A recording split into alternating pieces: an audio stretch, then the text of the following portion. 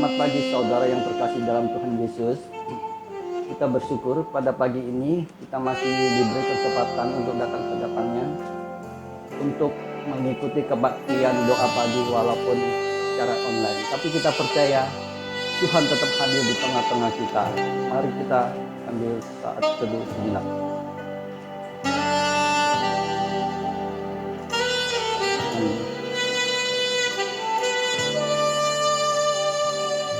Mari kita menaikkan satu pujian mau cinta Yesus selamanya.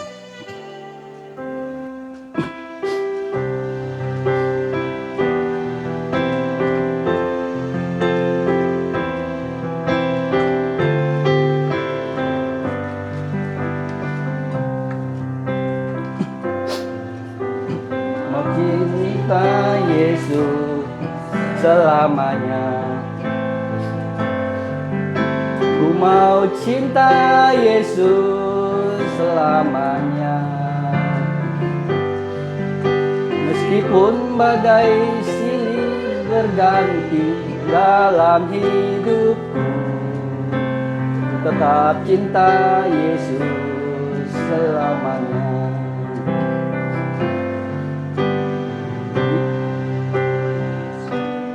Selamanya. Mau cinta Yesus selamanya.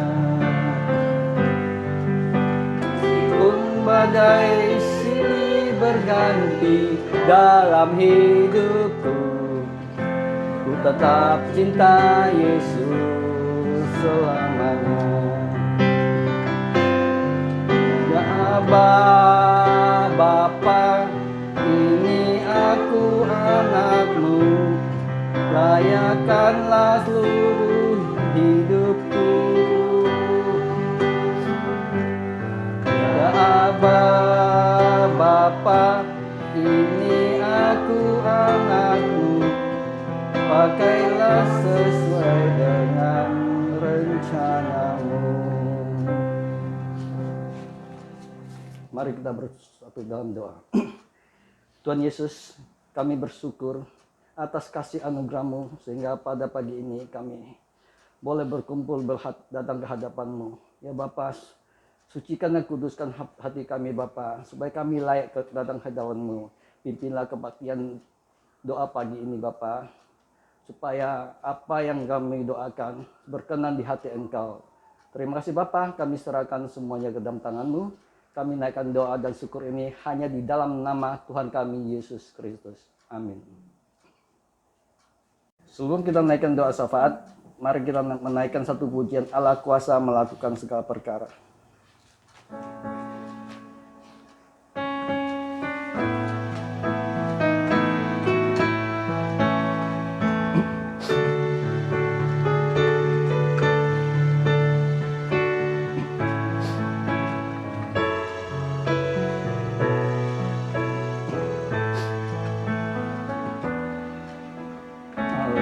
Kuasa melakukan segala perkara.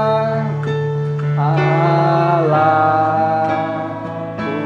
Maha Kuasa. Dia ciptakan seisi dunia. Segala masa Allah-Ku Maha Kuasa. Allah kuasa melakukan segala perkara. Allah-Ku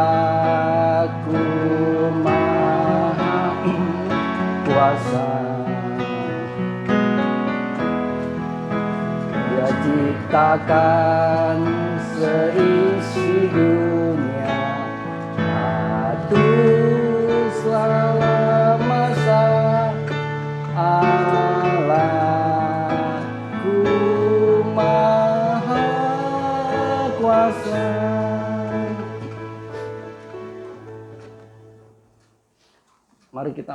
memasuki doa syafaat. Pertama kita berdoa untuk anak-anak kita maupun adik-adik kita yang sedang belajar supaya mereka dapat berjalan baik dan pimpinan Tuhan. Mari kita bersatu dalam doa. Tuhan Yesus, kami menyerahkan anak-anak kami, adik-adik kami yang sedang melakukan belajar. Tolonglah Bapa, berkatilah pelajaran mereka walaupun secara online.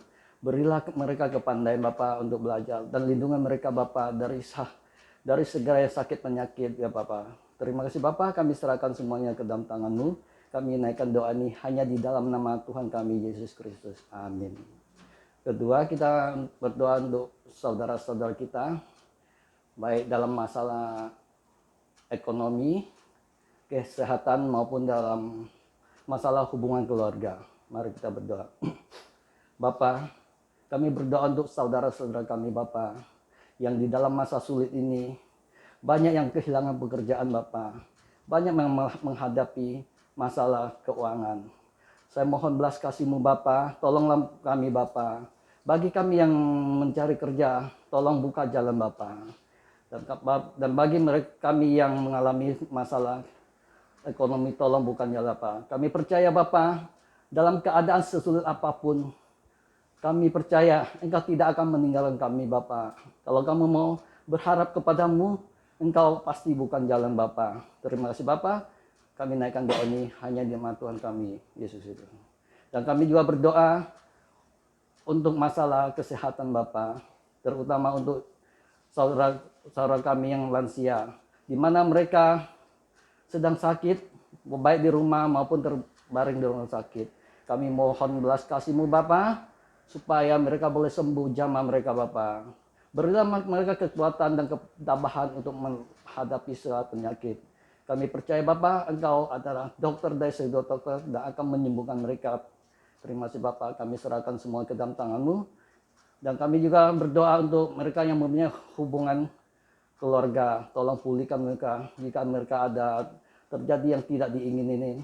Tolong Bapa, damaikan mereka Bapa. Terima kasih Bapa. Kami serahkan semua ke dalam tangan-Mu, kami naikkan doa ini Tuhan kami Yesus. Yang terakhir juga kita berdoa untuk negara kita yang di dalam masa ini menghadapi sulit masa pandemi ini. Ya Tuhan, kami juga menyerahkan negara kami Indonesia yang tercinta dalam pada masa saat ini. Masalah COVID-19 masih terus meningkat.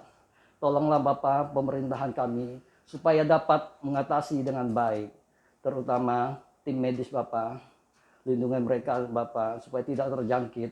Dan masalah vaksin, tolonglah Bapa, semua dapat berjalan dengan lancar dan dapat diselesaikan dengan baik. Juga kami berdoa untuk Presiden kami, Bapak Jokowi, tolonglah berilah dia hikmat kebijakan untuk mengatasi masalah. Kami tahu keadaan ini sangat sulit untuk diatasi, tapi kami percaya bagi Engkau tidak ada yang mustahil Bapa.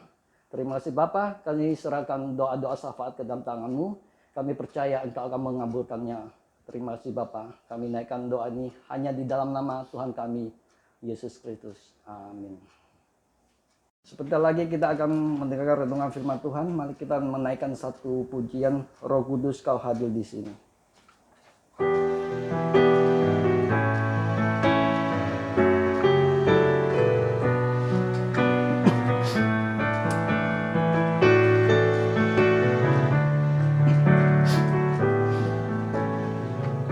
Kudus Kau hadir di sini, Oh Kudus, ku mengasihi-Mu. Kau lembut, Kau manis, Kaulah penghiburku, penolongku, diutus Bapakku. Hati untuk Roh-Mu Tuhan, ku buka hati menyembah-Mu Yesus. Jamahlah kami, penuhi kami dengan kuasa Allah Maha Tinggi. Kudus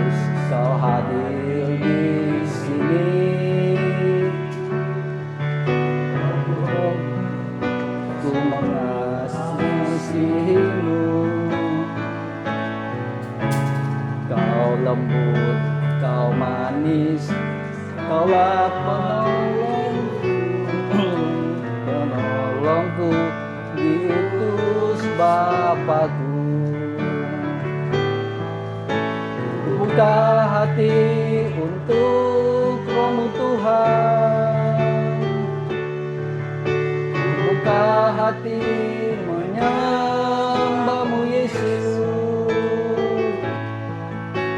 Jamalah kami, penuhi kami dengan kuasa Allah Maha Tinggi. Mari kita bersatu di dalam doa. Bapa di dalam surga, kami mengucap syukur kepadamu untuk kasih setiamu yang boleh kami rasakan sampai saat ini. Terima kasih untuk kesempatan yang Tuhan berikan untuk kami boleh berkumpul bersama pada hari ini, dan kami rindu ya Tuhan pada saat ini mendengarkan kebenaran firman-Mu. Kiranya Roh Kudus yang menuntun hati kami, yang mengarahkan pandangan kami, supaya kami dapat mengerti apa yang Tuhan hendak mau sampaikan lewat perenungan firman pada hari ini. Inilah kami ya Tuhan, di dalam nama anak-Mu Yesus Kristus, kami berdoa dan mengucap syukur kepadamu. Amin.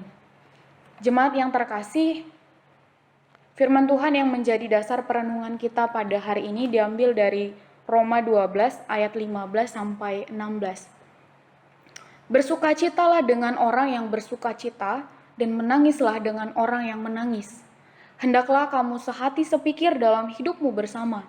Janganlah kamu memikirkan perkara-perkara yang tinggi, tetapi arahkanlah dirimu kepada perkara-perkara yang sederhana. Janganlah menganggap dirimu pandai. Jemaat yang terkasih, di tengah-tengah perbedaan dan keragaman yang terdapat dalam persekutuan tubuh Kristus, kita dipanggil untuk mengupayakan kesatuan.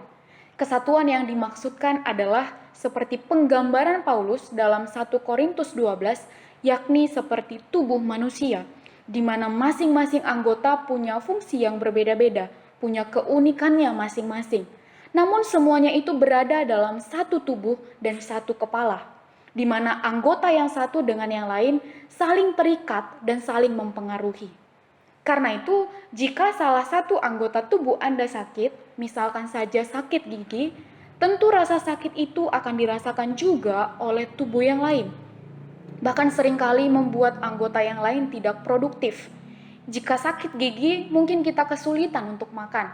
Bisa jadi sakit kepala, sehingga emosi kita pun kadang terganggu, dan pekerjaan pun jadi tidak maksimal, dan mungkin ada efek yang lainnya. Demikian halnya dengan persekutuan tubuh Kristus, di mana Kristus sebagai kepala, dan daripadanya lah seluruh tubuh tersusun rapi dan terikat menjadi satu oleh setiap sendi penopangnya. Namun yang menjadi pertanyaan, sebagai anggota tubuh Kristus, apa yang kita rasakan jika salah satu anggota mengalami suatu kedukaan? Apakah hal itu mempengaruhi perasaan kita, di mana kita turut merasakannya? Apa yang kita rasakan dan kita pikirkan jika anggota yang lain mengalami sukacita? Sebagai tubuh Kristus, bagaimana kita memahami keberadaan diri kita yang memiliki ikatan dengan anggota tubuh yang lain, sehingga melaluinya timbul perasaan dan pikiran untuk saling memperhatikan satu dengan yang lain? Jemaat yang terkasih, pada bagian awal pasal 12, Paulus menekankan supaya jemaat yang ada di Roma mempersembahkan tubuh sebagai persembahan yang hidup, kudus dan berkenan kepada Allah, dan tidak menjadi sama seperti dunia ini, tetapi memiliki pembaharuan dalam cara berpikir dan bertindak, yakni sesuai dengan kehendak Allah. Mengapa demikian? Sebab jemaat ini adalah orang-orang yang sudah mendapatkan kasih karunia atau kemurahan Allah. Jemaat merupakan orang-orang yang dikhususkan dan dipisahkan oleh Allah dari dunia ini, di mana dulunya tidak termasuk hitungan dalam kerajaan Allah, kini melalui anugerah keselamatan yang diberikan oleh Kristus, jemaat beroleh tempat di dalam kerajaan Allah dan sudah menjadi warga kerajaan Allah, di mana Allah sebagai Tuhan atas hidupnya. Inilah kebenaran mengenai keberadaan diri kita yang memiliki ikatan dengan anggota tubuh yang lain. Bahwa kita diikat, kita disatukan oleh satu Tuhan yang telah menebus kita, satu roh dan satu baptisan, yaitu Allah Tritunggal. Terkait hal ini, Paulus juga menegaskan pada 1 Korintus 13 bahwa kasih Kristus menjadi dasar atau landasan dalam kesatuan tubuh Kristus tersebut. Kasih yang dimaksudkan adalah kasih agape. Inilah yang menjadi motivasi dan dalam berpikir dan bertindak. Inilah yang menjadi esensi dalam persekutuan tubuh Kristus itu.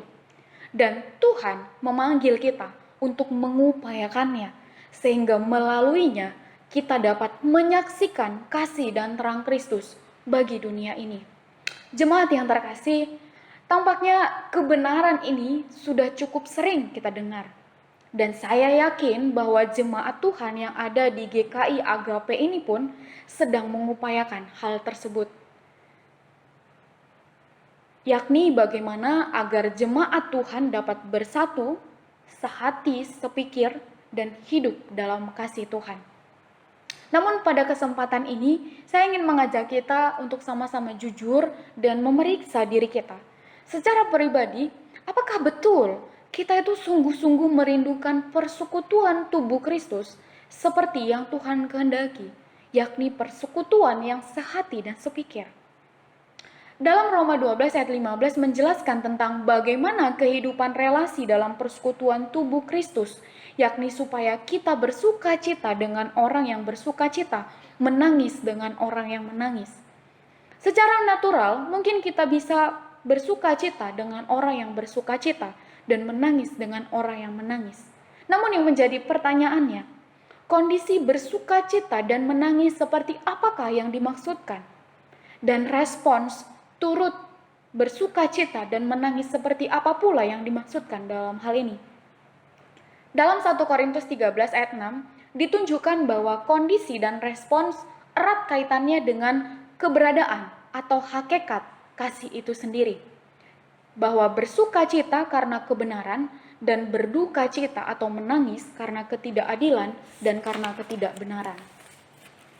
Saya berpikir kalau ini bukanlah perkara yang mudah untuk dilakukan oleh manusia yang terbatas dan lemah seperti kita. Dalam hal ini pun Saul sebagai Raja Israel yang juga manusia biasa dan terbatas, dia pun terjebak dan gagal melakukannya. Misalkan dalam 1 Samuel 18 ayat 5-9 diceritakan bahwa pada waktu itu Daud telah diangkat oleh Saul sebagai kepala para prajurit. Sebab Daud ini selalu berhasil kemana saja Saul menyuruhnya. Dituliskan bahwa pada saat itu Daud ini baru pulang berperang melawan orang-orang Filistin. Lalu keluarlah perempuan-perempuan dari segala kota Israel, mereka bernyanyi berbalas-balasan. Katanya, Saul mengalahkan beribu-ribu musuh, tetapi Daud berlaksa-laksa atau berpuluh-puluh ribu. Ya aneh sekali, pada ayat yang ke-8 dikatakan ketika mendengar nyanyian itu, Saul menjadi sangat marah. Dia itu tidak senang, mungkin ada perasaan kesal dan juga mungkin cemburu. Dan mulai pada saat itu, dia pun dengki dan dia iri terhadap Daud. Sebab pikirnya, jangan-jangan jabatan raja akan jatuh kepada Daud. Jemaat yang terkasih, inilah yang sebenarnya yang menjadi akar dari ketidaksukaan Saul. Dia tidak bisa bersuka cita karena keberhasilan Daud, sebab diam-diam natur dosa telah menguasai dia. Ternyata dia takut kehilangan jabatan.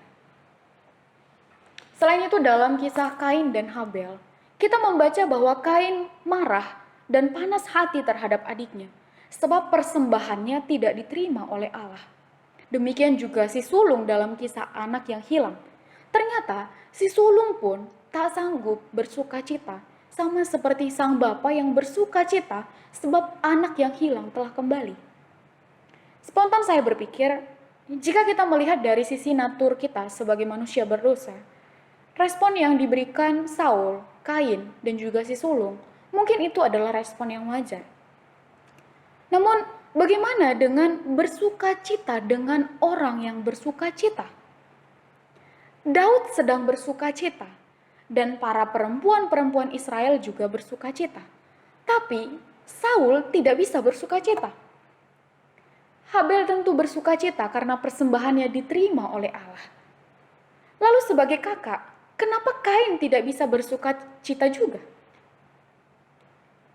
Jemaat yang terkasih, dalam kehidupan berelasi dengan tubuh Kristus, kita perlu waspada akan kecenderungan diri kita yang ingin lebih baik dari orang lain. Ketidakrelaan dan ketidaksiapan akan kehilangan suatu jabatan atau posisi, kebutuhan akan pujian atau pengakuan, dan mungkin ada kebutuhan-kebutuhan yang lain, yang sebetulnya semuanya itu adalah manifestasi dari dosa. Kita perlu waspada karena seringkali kecenderungan-kecenderungan tersebut menjadi penghambat, bahkan menjadi pemecah dalam persekutuan tubuh Kristus itu sendiri. Lalu bagaimana dengan situasi menangis dengan orang yang menangis? Mungkin secara natural kita bisa saja berduka cita atau menangis dengan orang yang sedang menangis, mungkin karena kehilangan orang yang dikasihi. Ya, karena duka cita seseorang itu tidak membuat kita terganggu atau mengusik keakuan kita. Keakuan yang ingin dipuji, butuh pengakuan, takut kehilangan jabatan atau posisi, dan lain sebagainya. Tetapi bagaimana juga jika sesama kita yang sedih atau menangis tersebut ternyata disebabkan oleh karena tidak memiliki uang untuk membiayai keluarganya, tidak punya uang untuk membiayai pengobatan orang tuanya, atau mungkin ada kondisi yang lain. Ya, bagi kita yang punya kelebihan materi, mungkin dengan mudah bisa menolong orang tersebut. Tapi bagaimana jika keuangan kita pun cukup dan pas-pasan? Bagaimana kita menunjukkan rasa empati dan simpati kita kepada sesama tersebut?